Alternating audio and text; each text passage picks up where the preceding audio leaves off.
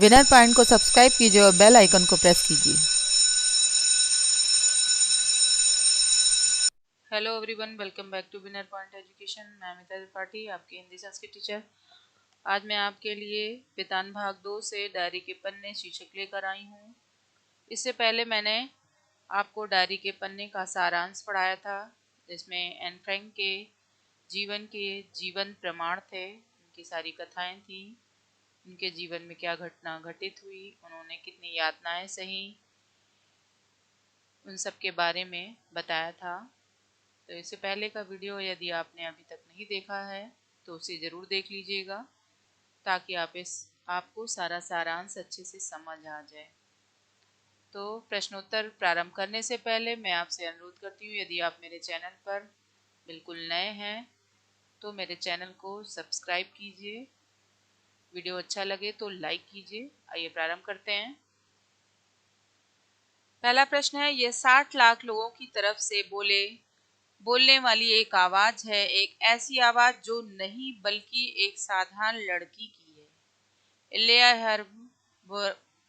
एहरनवर्ग की इस टिप्पणी के संदर्भ में पठित अंशों पर विचार कीजिए। इलिया एहरनवर्ग ने जो कहा वह बिल्कुल सही कहा। यहूदियों की संख्या 60 लाख थी। सभी जुल्म सहने को मजबूर थे। किसी में विरोध करने का साहस नहीं था, लेकिन 13 वर्ष की लड़की एन फ्रैंक ने यह साहस किया। नाजियों द्वारा किए जाने वाले अत्याचारों को लिपिबद्ध किया, अपनी डायरी में लिखा। यह डायरी नाजियों की क्रूर मानसिकता का परिचय देती है।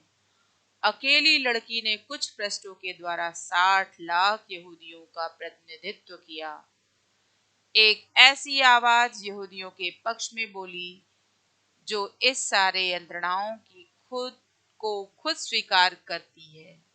एन फ्रैंक की आवाज किसी भी संत या कवि की आवाज से कहीं अधिक सशक्त थी। तो आपने देखा कि इतने लोगों की आवाज बनी एन फ्रैंक, जिन्होंने अपनी डायरी के माध्यम से नाजियों द्वारा किए गए अत्याचार को लिपिबद्ध किया अपनी डायरी में। यदि वो ना लिखती तो आज वो डायरी हमारे पास ना होती। अगला प्रश्न देखिए, काश कोई तो होता जो मेरी भावनाओं को गंभीरता से समझ पाता। अफसोस ऐसा व्यक्ति मुझे अब तक नहीं मिला। क्या आपको लगता है कि एन के इस कथन में उसके डायरी लेखन का कारण छिपा है? उत्तर देखिएगा। एन एक साधारण लड़की थी। वह अपनी पढ़ाई सामान्य ढंग से करती थी।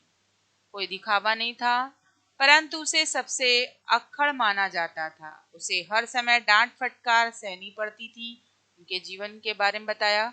वह एक जगह लिखती भी हैं कि मेरे दिमाग में हर समय इच्छाएं, विचार, आशय डांट फटकार ही चक्कर खाते रहते। मैंने जो उनके आसपास की घटना घटित होती थी वो उनके दिमाग में भी चलती रहती थी। मैं सचमुच उतनी घमंडी नहीं हूँ जितना लोग मुझे समझते हैं। उन्होंने ऐसा लिखा भी। मैं किसी और की तुलना में अपनी नई कमजोरियों और खामियों को बेहतर तरीके से जानती हूँ। कोई व्यक्ति खुद को ही जान सकता है। एक अन्य स्थान पर वह लिखती हैं कि लोग मुझे अभी भी इतना नाक घुसेड़ यानी नक चढ़ा कहते हैं और अपने आप को 30 मार का, माने उन्हें नीचा देखते थे, अपने आप को बहुत 30 मार का समझने वाली ऐसा समझते थे। वह यह भी लिखती हैं कि कोई मुझे नहीं समझता। उन्होंने यह भी बताया कि कोई मुझे समझ नहीं पाया। इस प्रकार एन की टिप्पणियों से पता चलता है कि अज्ञातवास में उसे समझने वाला कोई नहीं था। अज्ञातवास जब वो लोग यहूदियों से बचकर अज्ञातवास में थे। अगला प्रश्न देखिए, प्रकृति प्रदत्त प्रजनन शक्ति के उपयोग का अधिकार बच्चे पैदा करे या ना करे अथवा कितने बच्चे पैदा करे, इसकी स्वतंत्रता स्त्री से छीनकर हमारी विश्व व्यवस्था ना सिर्फ स्त्री की व्यक्तित्व विकास के अनेक अवसरों से वंचित किया, बल्कि जनाधिक्य की समस्या भी पैदा की। एन की डायरी के 13 जून 1944 के अंश में व्यक्त विचारों के संदर्भ में इस कथन का औचित्य ढूंढें। आंसर देखिए, इसके दूसरे प्रश्न अथवा करके ऐसे भी आते हैं कि डायरी के पन्ने के आधार पर औरतों की शिक्षा और उनके मानवाधिकारों के बारे में इनके विचारों को अपने शब्दों में स्पष्ट कीजिए।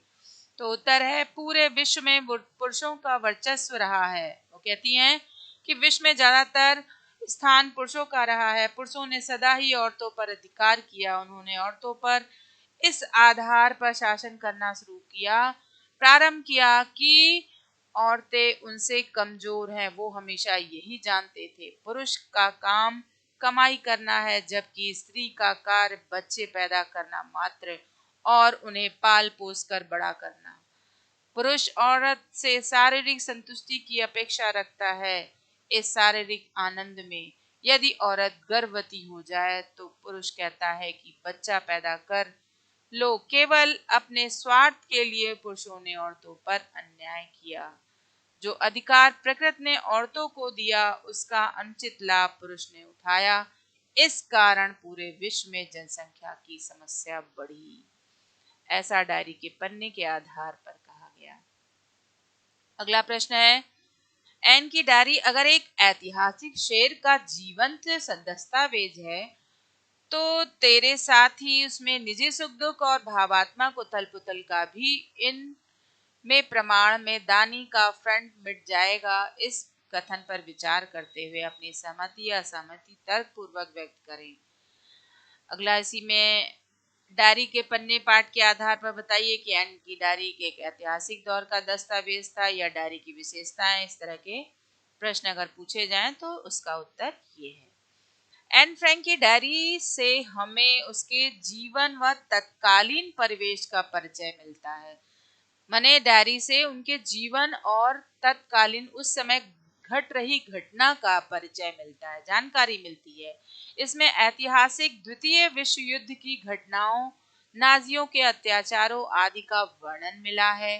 साथ ही एन के निजी सुख दुख व भावात्मक क्षण भी व्यक्त हुए हैं। जो उनके साथ घटना घटित हुई थी वो भी व्यक्त किए गए हैं। हर क्षण का उसमें प्रमाण मिलता है। एन ने यहूदी परिवारों की अकथनीय यंत्रणाओं व पीड़ाओं का चित्रण भी किया है।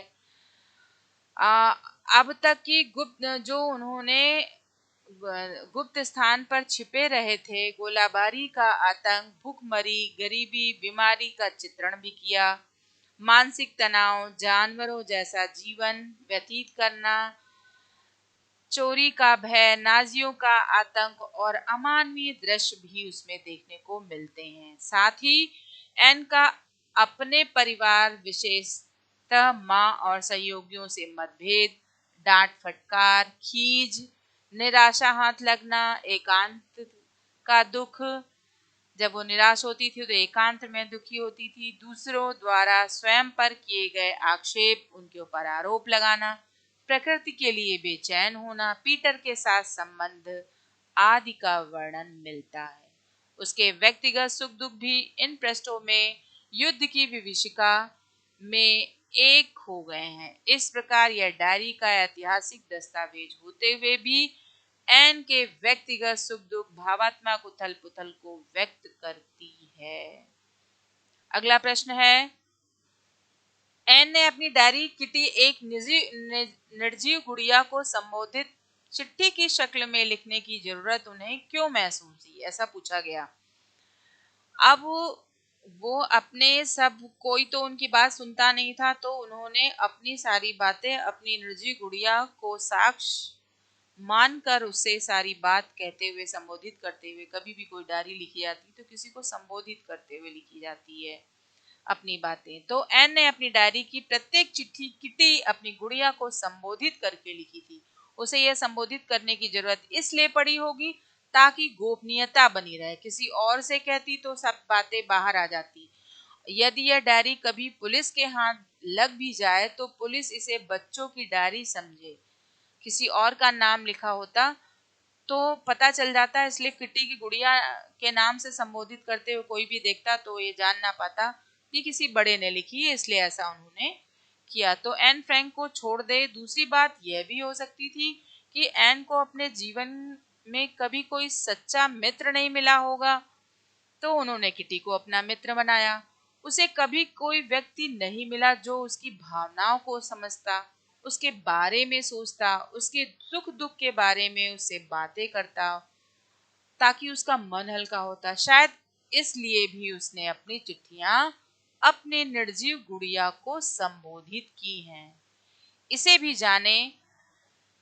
अब 26 नवंबर नाजी यातना शिविरों का रोंगटे खड़े करने वाला चित्रण कर दुनिया भर में मशहूर हुई एन फ्रैंक का नाम हॉलैंड के उन हजारों लोगों की सूची में महज एक नाम के रूप में दर्ज होता है जो यातना शिविरों में बंद थे। तो आपने देखा कि एन फ्रैंक ने अपने जीवन में कितनी यातनाएं सही, अपनी सारे जीवन के जीवन कथा अपनी निर्जीव गुड़िया को संबोधित की जिसका नाम था किटी। तो आपको वीडियो कैसा लगा, आप लाइक करके कमेंट्स के माध्यम से बताइएगा। मैं आपको अपने अगले वीडियो में पुनः मिलूंगी, तब तक के लिए धन्यवाद।